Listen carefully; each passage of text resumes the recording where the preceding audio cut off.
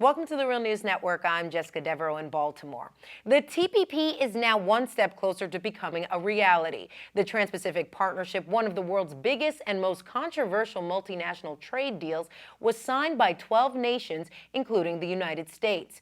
Protests took place around the world, with many people worried about its impact on workers, the environment, and the legal power it gives to corporations to circumvent federal regulation through trade tribunals. Here's what the United States Trade Representative Michael Froman had to say about it.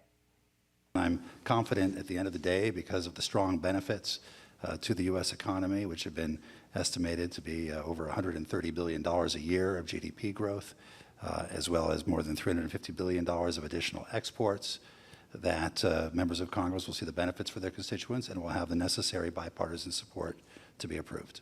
Joining us now to discuss all of this and the benefits that Mr. Froman laid out, who does it actually benefit, is our guest, Margaret Flowers. Margaret is the co-director of popularresistance.org, and she's actually read the 5,544 pages of the entire TPP deal. Margaret, thank you so much for joining us. Thank you for having me, Jessica. So, Margaret, you just heard what U.S. Trade Representative Michael Froman had to say about the deal. My first question, when he talks about the benefits, who is this benefiting, and at what cost? Right. So that's interesting. The Center for Economic and Policy Research did a study of the Trans-Pacific Partnership and found that for those who are in the top 1%, they would gain wealth from the Trans-Pacific Partnership, but that for the rest of the country, particularly the lower 90%, would likely see a fall in their wages.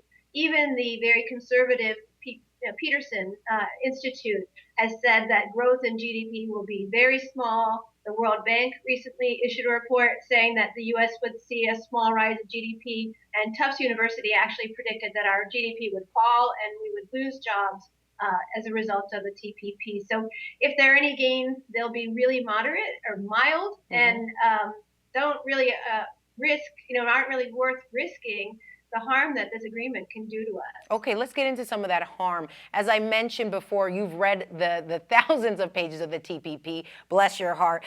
Let's look at some of the specific language that's in the deal. Can you just lay out for us what stood out to you as some red flags?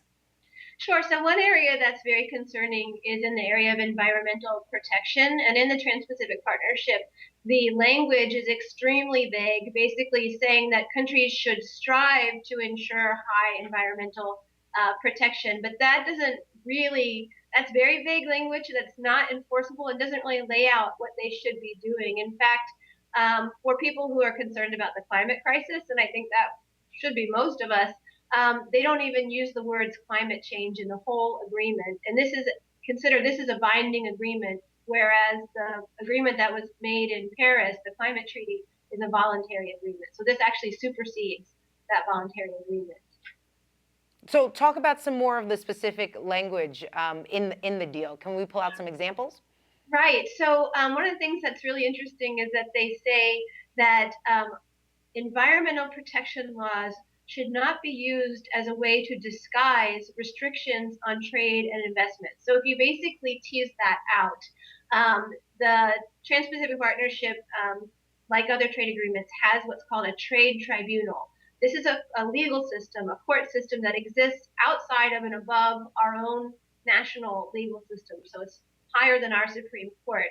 And this is a court system where corporations now under the TPP can sue governments if our laws interfere with their expected profits. So if we pass a law that basically provides protection of the environment in some way, maybe we ban fracking, that would be great, or stop offshore drilling, a foreign company can then sue our government and say that that law interfered with their profits and sue us for loss of expected profits. Now, what this typically does and has done in the past is that it actually changes the country's law, because rather than facing billions of dollars in fines, countries would just rather repeal those laws and not have to deal with that. All right. There will be some people, though, Margaret, that argue that how can we say the system is rigged in favor of corporations when we have examples of corporations actually losing in these trade tribunals that you just highlighted? Just recently, there was a case where tobacco giant Philip Morris sued Australia, the government of Australia, for its packaging laws that required cigarette packages to show graphic images of the negative health effects of tobacco. So there was a 3-member arbitration tribunal at the Permanent Court of Arbitration at The Hague, and it ruled in favor of the Australian government. So what do you say to those that say, look, there's an example of the system not being rigged? Yeah, that's a really interesting case. First off, we're not saying that every case favors the corporations, but in the vast majority, more than 90%, they do favor the corporations that are suing. But that particular case was unusual. The Australian government, first off, had to spend $50 million defending themselves against that case. And they won it on the base of going after a procedural piece of it, not after, they didn't have to actually go through the question through the trade tribunal that would have caused them likely to lose. They used something to circumvent that by focusing on procedure.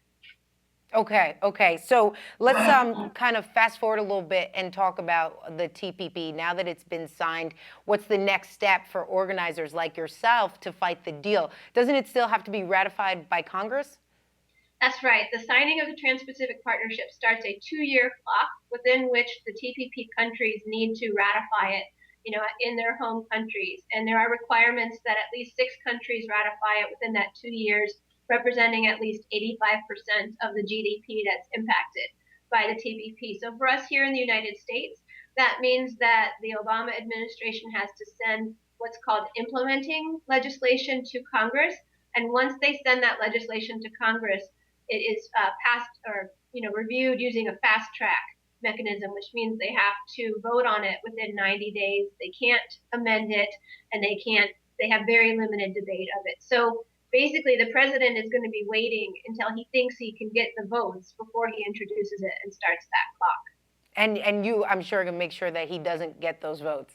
Right. So that's our job as people who will be hurt by this agreement, which includes most of us, is to make sure that the Obama administration never feels confident that they have those votes. And so yesterday and today, there were protests going on all across the United States, about 40 cities involved in those protests, as well as we're connecting now globally with other activists in these TPP countries. And there were actions yesterday, and there'll be some more today, in 6 other countries. In fact, in Auckland, New Zealand, where the agreement was signed in a casino, more than 1,000 people came out and participated in nonviolent disobedience of shutting down intersections, shutting down a bridge, and then later that day, 10,000 showed up to march through the streets and protest. So we're going to continue working with allies around the world and continue to escalate our actions. People will be particularly focused on their members of Congress during the break, February 14th to 21st. So we really encourage people to get involved, to learn more about this. We need to stop this, and they can do that at flushthetpp.org. All right, Margaret Flowers, always a pleasure having you on the program. Thank you so much for being with us. Thank you for having me. And thank you for watching the Real News Network.